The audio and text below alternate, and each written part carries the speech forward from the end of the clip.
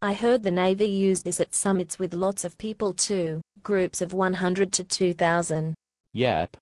Full participation inspires communication barriers to drop. Like the Berlin Wall. Yes, but hopefully quicker.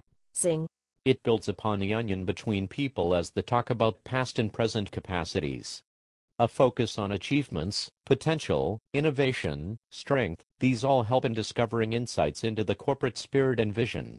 Do they talk about deficit-based change, too? Nope. They don't use words like gap analysis, root causes of failure. You know, you can't spell failure without URA. Wow. That was actually a good one. Thanks. I'll be here all night. I don't doubt that. To address the positive changes, a new framework is needed. Okay, let's get to it. There are 3 stages. Elevating inquiry is number 1. Inquiry into the appreciable world is a vehicle for creating and developing positive change. Unexpected acts of goodness leave people surprised, stunned, and emotionally moved. Sort of like when I went streaking. It triggers admiration and affection that makes such behavior more likely. If you add elevation, it can impact the organizational community, which promotes upward emotional spiral in a company. So the foundation of positive change rests on elevation of inquiry into our strengths. Yep.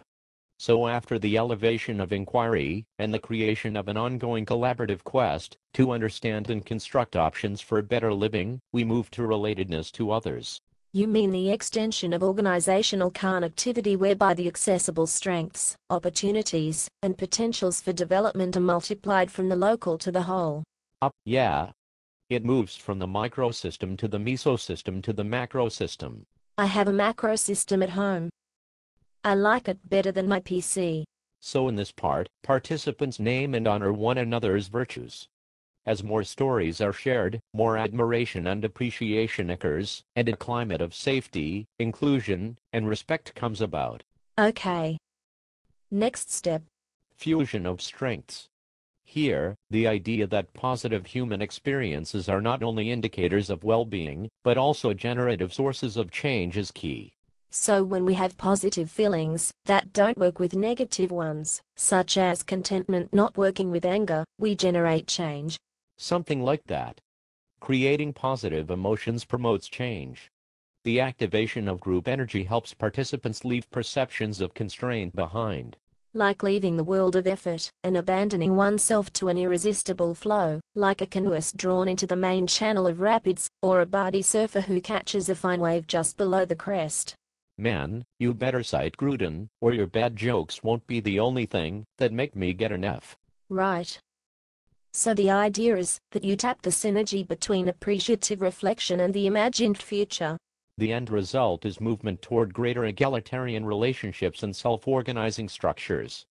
As people touch each other at their positive core, the energy leads to self-organizing units, which become unions when they're ignited by elevated inquiry.